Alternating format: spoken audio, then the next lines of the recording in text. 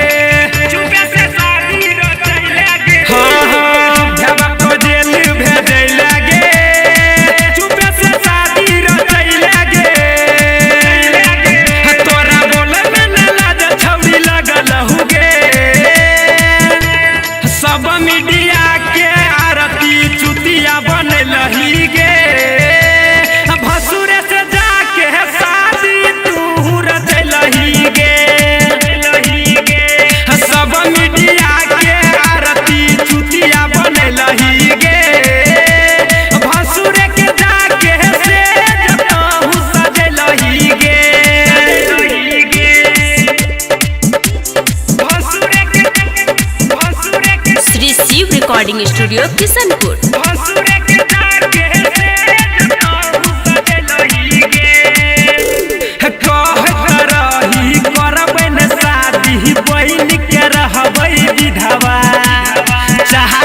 महीना में केना तोहर बदल गेल इरादा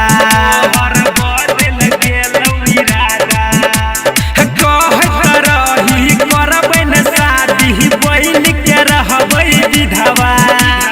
चारे महीना में केना तोहर बदल गेल इरादा इह काम न दुनी का छौड़ी कैलही गे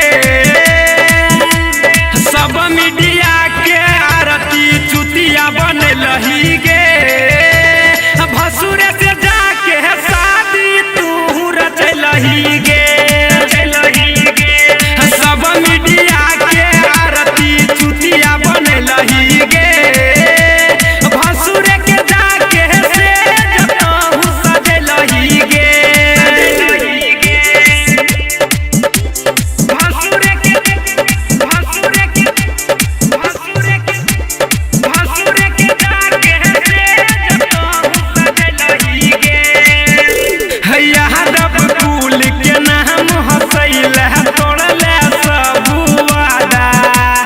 मरलो पर नहीं माफ